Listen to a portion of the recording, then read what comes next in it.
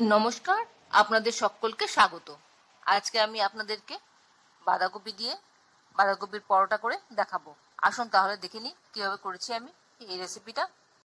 বাঁধাকপির পরোটা করার জন্য আমি বাঁধাকপির ভেতরের অংশের কচি অংশটুকু থেকে পাতাটা আমি কিছু নিয়ে নিয়েছি, আর নিয়েছি একটা কাঁচা লঙ্কা আর পেঁয়াজ, আর ভিতরে ডাঁটিটার পাতার মাঝখানে ডাঁটিটা আমি বাদ দিয়ে দিয়েছি।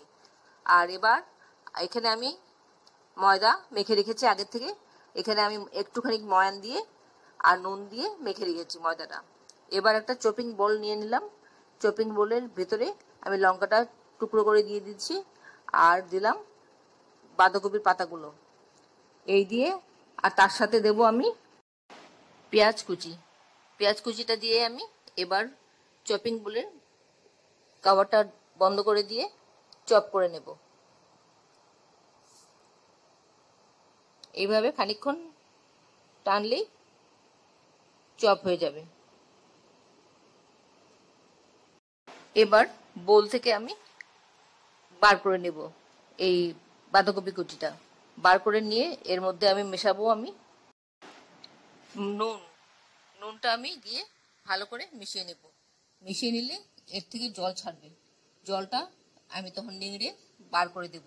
এই জলটা বার করে না দিলে এই পরোটাটা ভালো হবে না।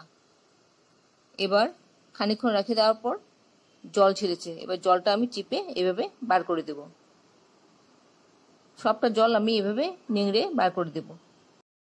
এবার এর মধ্যে আমি আধখানা সেদ্ধ আলু গ্রেট করে দিয়ে দেব। এই সেদ্ধ আলুটা না মেশালে বাঁধাকপির থেকে জল সমানে ছাড়তে থাকবে, সেই জন্য এই সেদ্ধ আলুটা একটু মেশাতে হবে। এবার সবটা ভালো করে মিশিয়ে একটা পুর তৈরি করে নেব। এবার আমি পরোটাটা তৈরি করব। আমি ডোটা থেকে দুটো লেচি কেটে নিলাম। আমি এখানে দুটো পরোটা তৈরি করব। প্রথমে হাত দিয়ে এরকম গোল গোল করে নিচ্ছি, নিয়ে তারপরে পুরটা ভরে তারপর মুখটা সিল করে কিভাবে করছি আপনারা একটু দেখুন। এই মুহূর্তে আপনারা কে কোথা থেকে, কোন শহর থেকে আমার এই রেসিপিটা দেখছেন প্লিজ একটু কমেন্ট বক্সে কমেন্ট করবেন, আমার তাহলে খুব ভালো লাগবে। আর নতুন কোনো বন্ধু প্রথমবার আমার চ্যানেলটাকে দেখে থাকলে আপনাকে একটা বিগ হাগ জানাচ্ছি। চ্যানেলটাকে সাবস্ক্রাইব করে নেওয়ার জন্য অনুরোধ রইল। পাশে বেল আইকনটা অ্যাক্টিভেট করে নেবেন, যাতে পরবর্তী আমার সমস্ত রেসিপির নোটিফিকেশন সবার আগে আপনার কাছে এসে পৌঁছয়। আর আপনি যদি ফেসবুক থেকে দেখে থাকেন তাহলে ফলো অপশনটা ক্লিক করবেন আর একটা লাইক দেবেন, তাহলে আপনি আমার সাথে জুড়ে যাবেন। আপনি আমার সাথে জুড়ে গেলে আমার সমস্ত রেসিপির নোটিফিকেশন সবার আগে আপনার কাছে এসে পৌঁছবে। এইভাবে তৈরি করে মুখটা সিল করে আমি হাত দিয়ে ছড়িয়ে নিলাম। সব শেষে আমি একটু বেলুন দিয়ে এটা একটু স্প্রেড করে দিচ্ছি, আর ফিনিশিংটাও সুন্দর হবে তাতে। তারপর আমি ভাজবো। আমার রেডি হয়ে গেছে। এবার আমি আরেকটা করে আপনাদেরকে দেখাচ্ছি। দেখুন, আপনারা যারা এখনো পর্যন্ত আমার চ্যানেলটাকে সাবস্ক্রাইব করেননি ঝটপট সাবস্ক্রাইব করে নিন। আপনাদেরকে আমাদের মাঝে পেলে আমাদের খুব ভালো লাগবে। দেখুন কিভাবে করছি, মুখটা কিভাবে সিল করছি। এইভাবে মুখটা বন্ধ করে তারপর আবার হাত দিয়ে স্প্রেড করে নিতে হবে। তারপর সবশেষে বেলুন দিয়ে ছড়িয়ে দিতে হবে। আপনাদের যদি কোনো প্রশ্ন থাকে আমার এই রেসিপি সম্পর্কে আমাকে কমেন্টসে জানাতে পারেন, আমি আপনাদের কমেন্টসের উত্তর দিয়ে দেব। আর এই রেসিপিটা আপনাদের কেমন লাগলো সেটা জানাতে কিন্তু ভুলবেন না। আমি আপনাদের কমেন্টসের অপেক্ষা থাকি।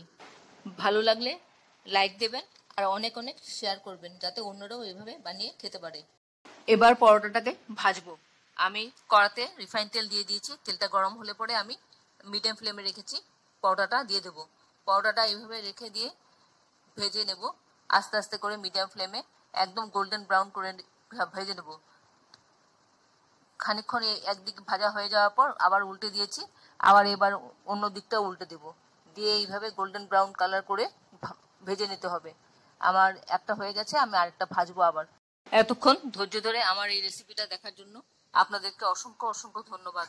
আপনারা সকলে ভালো থাকবেন, সুস্থ থাকবেন, ঈশ্বরের কাছে এই কামনা করি।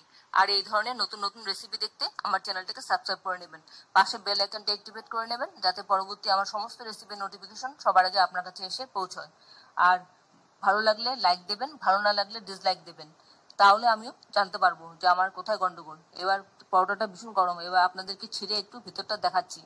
দেখুন কিরকম হয়েছে পরোটাটা, দেখুন কত সুন্দর হয়েছে দেখতে ভিতরটা। আমি কলা, আচার, টমেটো সস আর কফির সাথে পরিবেশন করেছি। ভিডিওটা তাহলে আজকে এখানে শেষ করছি। আবার দেখা হবে আপনাদের সাথে অন্য কোনো এক রেসিপিতে।